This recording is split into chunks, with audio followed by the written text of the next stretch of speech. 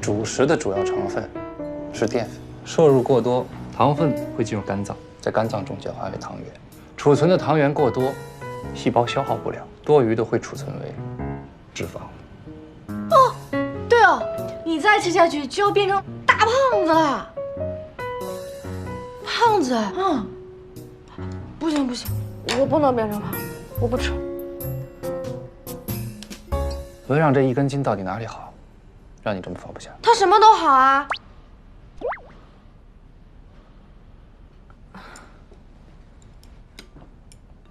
他心高气傲，但其实不冷酷，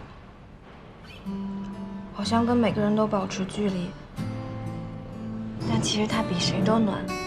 总之就是内敛、帅气，又有才华。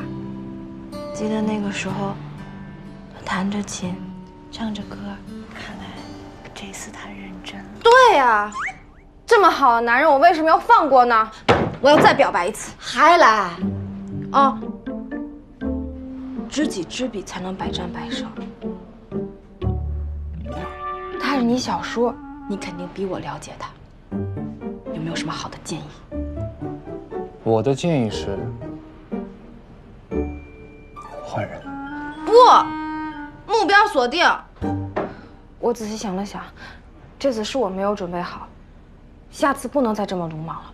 你看，你追从容都是撩了大半天都不敢轻举妄动，更何况温让他是一个受过伤的人。别乱打比喻，有事说事儿。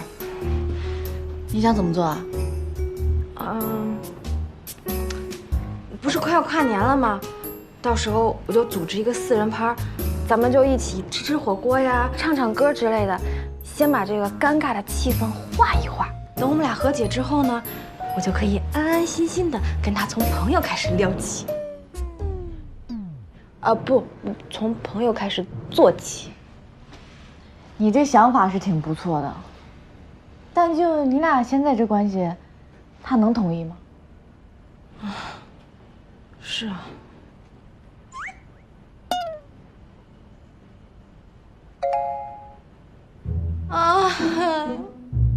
对呀，如果他一直都拒我于千里之外，那我就只能自己继续伤心了。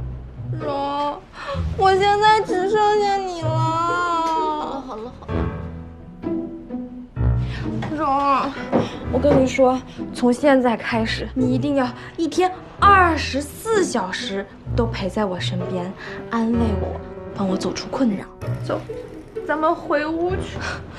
我这伤得太重了，一时半会儿走不出来，不知道什么时候才能好了。哎呀，好了好了，你赢了。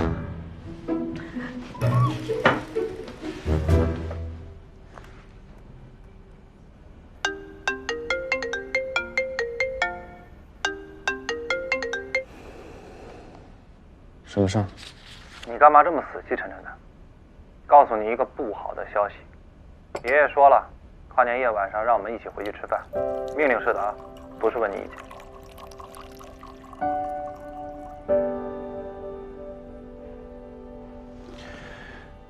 喂，你听到了没有？爷爷说一起回去吃饭，不去，没空。我就知道你会是这个反应，我都替你想好了。到时候呢，你就来找我们约饭，这样就能顺理成章的拒绝他老人家了。你哪有这么好心？再说了，我们有什么必要约饭？我选择一个人吃。那行啊，爷爷就在我旁边呢，你自己跟他说吧。等等，行吗？你说什么是什么吧。答应，厉害呀！满意了吧？